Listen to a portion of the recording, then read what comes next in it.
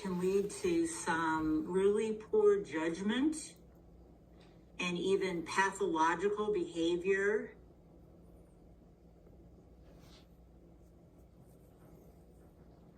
Repetitive behaviors.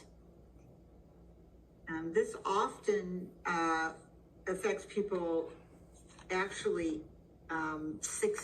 before they turn 60, but we do see this in our population.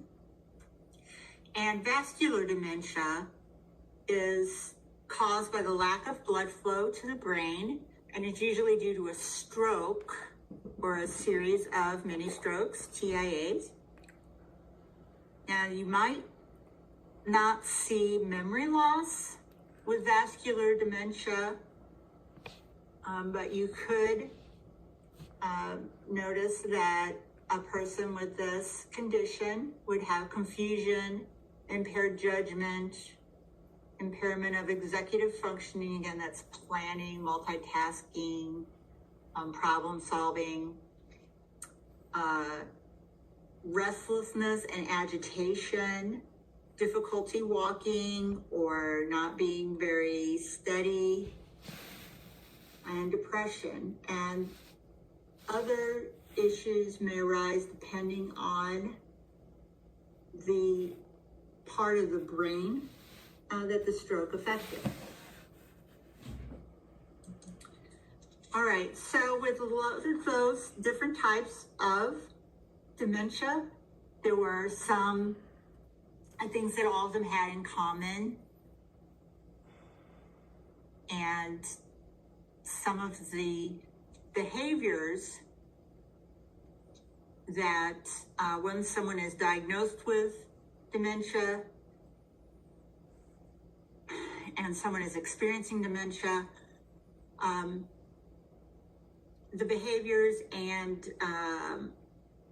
actions are often similar. So as we go through the rest of this, we're going to talk about people with dementia kind of as a group. They're not all the same, but they do have a lot of the same characteristics. And one of the issues that arises with this population is difficulty with communicating. And so the first thing we're going to look at with dealing with people with communication and helping them live a better life, and remaining in their home and being safe, healthy, and happy in their home, is how we can communicate with someone who is experiencing dementia. So communication is extremely important. The first thing we want to look at is using concrete versus abstract language. And what's important about this is that we are specific with the words we choose. We want to make sure that we are saying things that the individual can clearly identify and understand, because they can use their senses and not their feelings and imagination. So with concrete words, those are words that can be seen, felt, heard, smelled, or tasted. And that's what we want to stay with, as opposed to abstract words, which refer to things that are unseen, such as feelings or a state of mind. Let's look at some examples. So, when you say, it's a nice day, that's very vague. And nice, well, what's nice mean? That's abstract. So if you give them something they can really picture, feel, touch. So the sun is hot today, but there is a cool breeze. Well, they know what the sun is. They know what it feels like to be hot on their skin. They know what a cool breeze is. That's something concrete. They know exactly what it's like outside rather than it's a nice day. See how much more concrete that is. The rain has stopped and the sun is shining. That's more concrete. They have a really good idea of what it is like outside right now rather than it's a nice day. We're just trying to be specific and descriptive and real rather than abstract. How are you feeling? Outside. Instead be, pinpoint it. Does your back hurt? Do you need to use the bathroom or toilet? And you can even use touch in this. You can put your hand, over their elbow. You don't have to necessarily touch them, but just maybe lightly or right above. Say, does it hurt here? That's much more concrete than how are you feeling?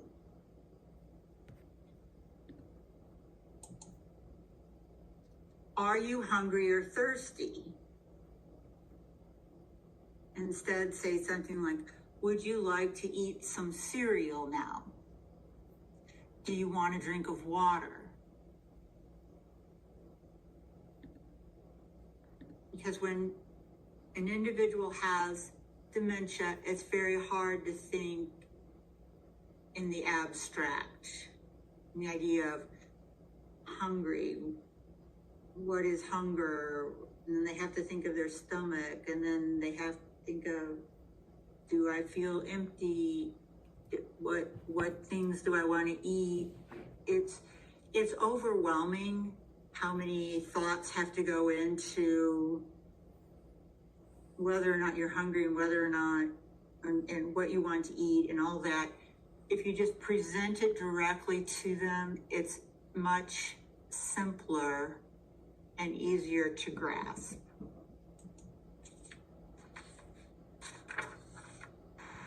In addition to what you say, before you speak, just some notes.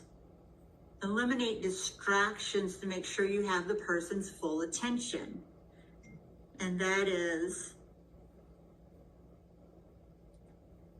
are you in a good place to talk? Is it a quiet environment? Is the TV turned down? Are there not too many distractions around? Are they going to be able to focus on what it is you're saying? Position yourself at eye level with the person where he or she can see you clearly as possible and maintain eye contact. Don't stand over someone. Sit close. You don't have to be in their personal space all up on them, but be at eye level and have eye contact. Make sure your body language is open and relaxed. Your tone is going to set their tone. Someone with communication difficulties, if they're open and relaxed, it's going to be much easier for them to communicate. If they feel rushed and stressed, it's going to be much more difficult for them to communicate. So how you set the tone is going to calm them down and make the communication more, go more smoothly.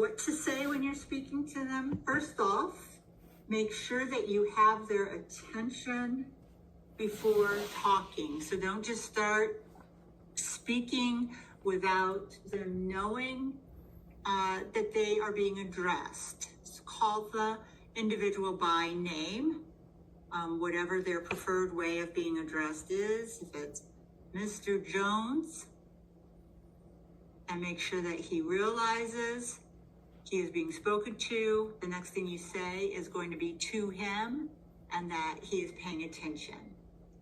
Ask simple questions which require a yes or no answer. Best way for them to give you feedback. If you're going to give them choices, just one or two, simple choices for them. Coffee or tea, not 6 different drinks to choose from. If they,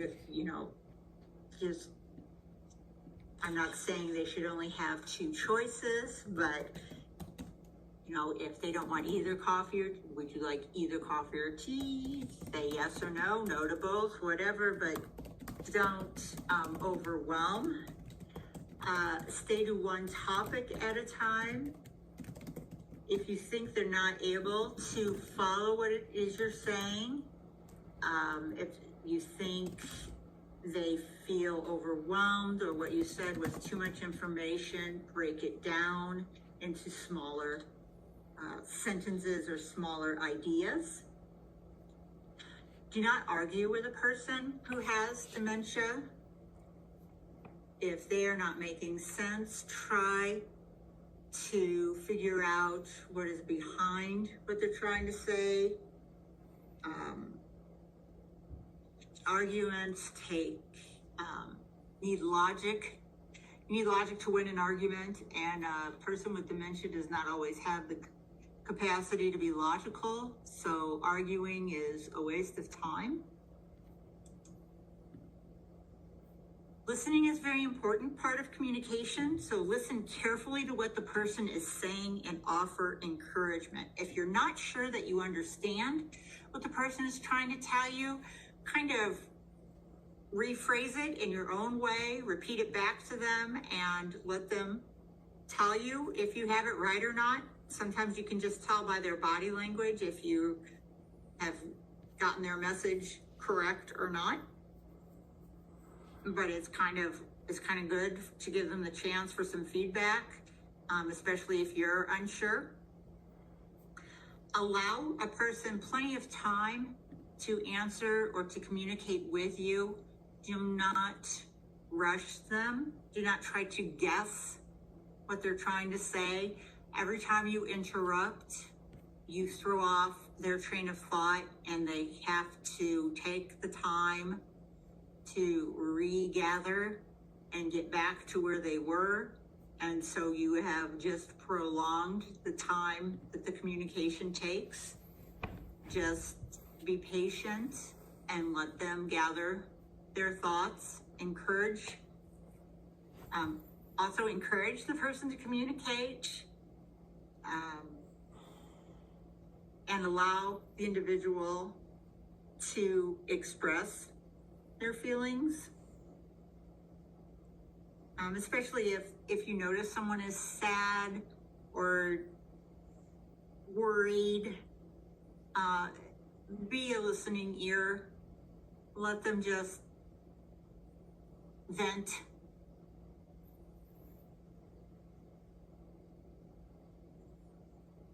Because everyone needs to vent, and when it's difficult to communicate, venting is sometimes rare opportunity. So make sure that you offer that occasionally.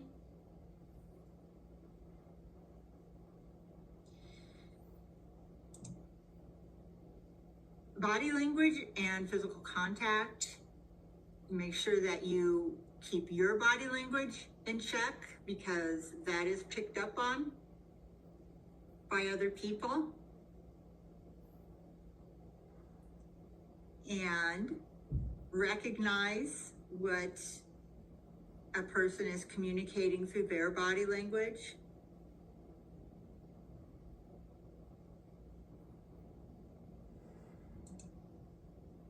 Other tips for communicating: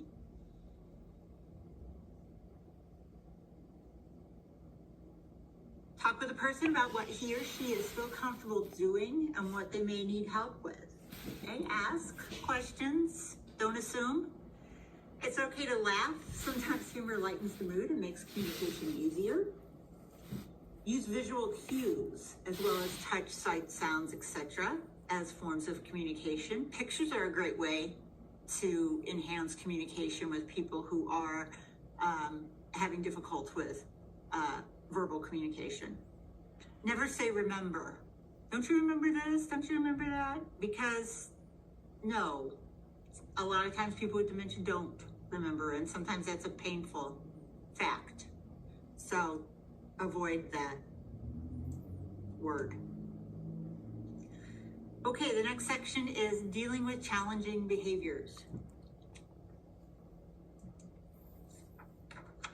What we want to do is try to prevent and respond to a person's difficult behavior. And keep in mind that there's a reason for behaviors, and that also as dementia progresses, behaviors may change. So just when you get used to how someone is behaving, they throw a new one at you. But we're just going to try to take things as they are. Number one is the behavior is communicative. That is, they're trying to tell you something. And typically, it's that there's some unmet need. I need something, I want something, something is not right. So the trick is, what are you trying to tell me? What's going on? First off, always consider the physical source. Is there a physical source? So, is there something going on with any device that this individual uses? Glasses, hearing aid, wheelchair, is everything in working condition? Is there anything pinching, pulling, whatnot? Is there an illness? Okay, something cropped up that needs to be looked at? Does a visit to the primary care physician need to be scheduled by the responsible party? Is there something going on with a chronic illness? The red flag here. Dehydration or thirst. Right at the beginning, we talked about one of the changes in aging is dry mouth. Is the individual hungry? You know, hunger and thirst are needs, are very basic needs that if you are experiencing dementia or experiencing communication difficulties, are difficult to have met. So you might be doing something else. You might be throwing something. You might be screaming. You might be kicking the wall, trying to get that message across. So these are things that need to be checked first. Constipation or other toileting needs, fatigue or physical discomfort. So any of those physical sources are the first things that should be checked when there is problem behavior.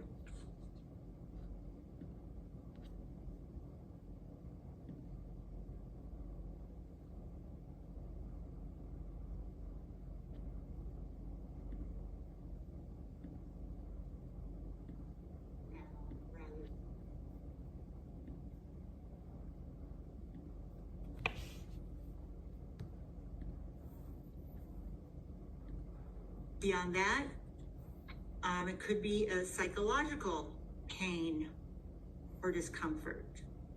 Confusion is a big motivation for acting out. Emotional needs that are related to confusion, if your safety, security, control, if those things are threatened, you're going to act out. If you feel like you're in an unsafe situation, if you feel you're not in a secure situation, if you feel things are out of your control, you're going to be frightened and you're going to act out. So things that you can do if somebody's in psychological pain or discomfort. One thing is, does the individual feel like they're being included? Talk to them. Have a conversation. Especially if there are other people in the house. A lot of persons with dementia get paranoid, and they believe that other people are talking about them. So if you include them in the conversation, that kind of alleviates that paranoia. If they feel left out of doing things, you can give them something to do, so they're not just sitting there feeling useless or feeling uninvolved. If you can find them some small task to do so that they feel like they're contributing to something. They might need some reassuring. Just take a few minutes out of your tasks to reassure them of who they are, where they are. Where is it?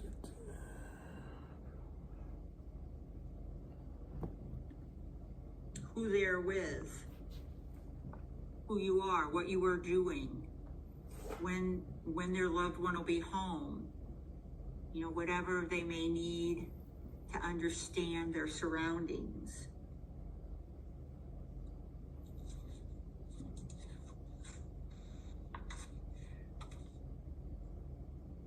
Another thing that can be a contributing factor to problem behavior is a recent change in medication. One little tweak can throw somebody way off. So again, anything you know, anything you see, any changes, make sure you talk to your supervisor and make a note of it, because these are things that need to be followed up on. Other things that can be contributing to problem behavior. There are several listed on here, but I've highlighted those that are most often associated with behavior issues. Of course, any of these can be contributing factors. And also, remember that each individual can have their own triggers, okay? Because we all have our own experiences.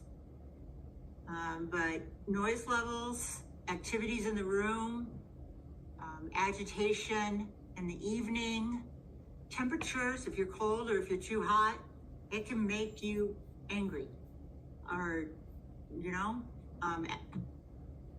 it can make you act out, it can make you uncomfortable. The number of people in the room, sometimes if there's too many, a person with dementia can get overstimulated, or if the room is too small, or if there's too many people in the room, they can feel trapped in a room. So, and again, don't forget that individuals have their own quirks. So, again, make sure you are sensitive to what the person is experiencing and feeling. Another problem behavior that pops up, people with dementia, is wandering.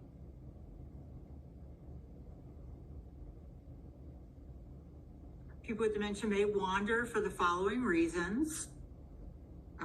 Stress or fear. The person might wander as a reaction to an unfamiliar environment or a loud noise he or she doesn't understand. Or situation, something out of what they're expecting happens, they might wander off. This can be really a problem if it's somebody who just hits this stage. If you have this individual out on at the store or on an errand, and something happens and they wander off. So be very vigilant. If you think someone may be experiencing any of these symptoms that you are reporting. Sometimes they might think to look for someone else. They get confused and they think they need to go find somebody. Just reassure them, they'll be back. You'll see them in a little bit. Talk to them, try to talk them down, distract, come up with some sort of a common ground that they can agree to, that okay, that's an okay reason why I don't need to go searching for them. If they're bored, see if there's something you can get them to do. And they might just be looking to go to the bathroom or for food. So remember to check their basic needs.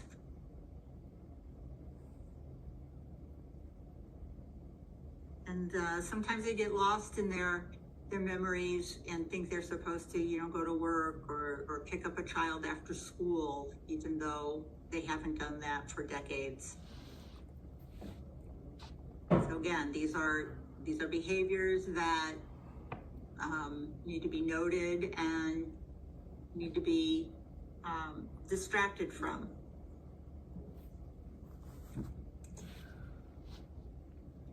So here are some more ways to distract from that. If you're at home, again, make sure the basic needs are met. Get them to do a simple task that gets them to move around, but not where they'd be leaving the home. If you're out in public with someone who might be a wandering risk, avoid busy places. Make sure they go to the bathroom or have something to eat before you go out. Reassure the person. Don't bother correcting them. Oh no, you don't go to work anymore, or your child hasn't been to school in 40 years. You don't need to say things like that. Just say, oh, you don't have to pick them up today. They have the day off, or it's a holiday, or whatever. And then just make sure that you provide supervision, and that you have a set routine on what you're going to do when you're out in public. If you have a person with dementia who goes missing, make sure that you have a procedure for that individual. Begin searching immediately. Activate any GPS that individual may have, and only search for 15 minutes before calling 911. That's the recommended guidance.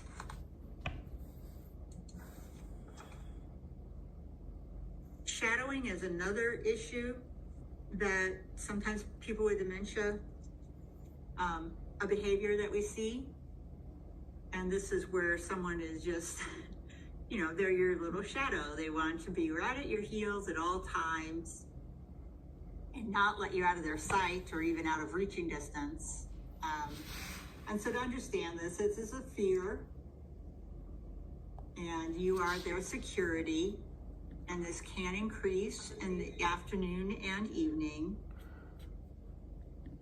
And if this Okay, folks, I'm gonna pause for a moment because I have to complete a task. I will be back. If you are watching on YouTube, you can stick around because you will be with me as I complete the task. But if you are watching on TikTok, give me a moment. I'm ending my TikTok live and I am coming back in about 5 minutes because I have to use the device to complete a task. Thank you for your patience. We're gonna get through this. I have been given orders to complete dementia and Alzheimer training, which I take very seriously. And I think more than ever, it is important that we treat people with patience and with kindness. I know it's a very confusing time. I think those in the leadership position also need to be waken up to this reality that we are all going through a lot of changes very quickly. So patience is much needed. So be with me and I will guide you to my best knowledge. All right. For anything else, you may take a break.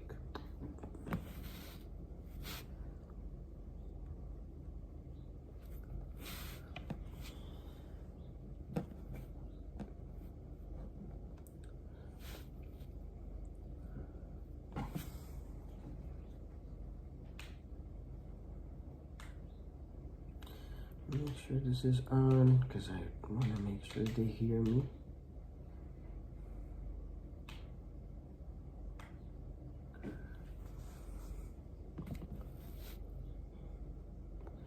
Good morning, America. We're in a dark state today because I want you to listen to me. I have been given clear orders to give you Alzheimer and dementia training. That is what the source says, to waken you all into knowing and understanding Alzheimer and dementia. So I will be providing free training. I did not sign up for a course. This is simply given by my employer to share and learn for myself. However, I am sharing this with all of you because I think you can benefit also. And I know my employer, they would want everyone to benefit from this. There's no course, there's nothing for you to pay for. Just sit with me, meditate if you have to, take in the good, discard the bad. And there is one request which I will ask you. I do not have the money to promote or the team to promote this video or the time to promote this video.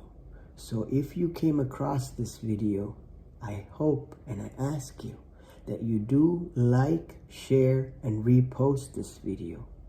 I want you to do it intentionally, in good faith, that all the elderly and all the young folks who are suffering from mental health issues, including myself, which is why I am taking this training, that we are all going to get through this next few days, few months, however we're going to be in lockdown, or we're going to be free in the end, all right? I'm doing my best. So please share this, like this, repost this, and there's a link to my YouTube channel in my bio for TikTok, Adam S_Lucky. At the moment of recording this video, February 8, 2025, I have about 2,000, I think I have a little over 2,000 followers. Or is it 3? I can't remember. But if you can, please subscribe to my YouTube channel. I am doing this organically with no help by myself and Summer. All I have is you. You have the power. You are the people with the power. Please utilize your power. Come to my channel, Adam S_Lucky. I will share this. It's going to be a recorded training where you can hear with me and listen to those who know from the sources better than you and I. And we will benefit, okay? Pay attention and tap into Mother Nature and Father Sky. I love you. May you be safe in the loving presence of all things that are good and therapeutic. Bye. Good morning, America. Make sure I get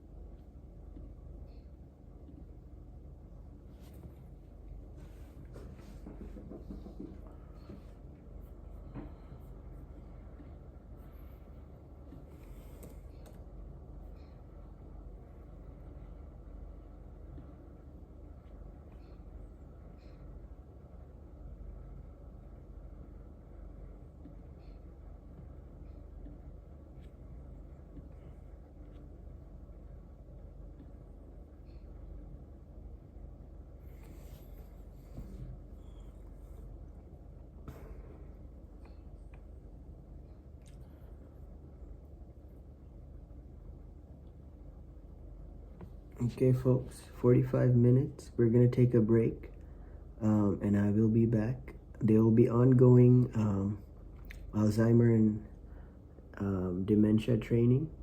Please come back in a while. We're gonna take in the sunrise here in my city, Chicago, and I will be back with the light. See y'all. Natural light. Yes. See you with natural light soon.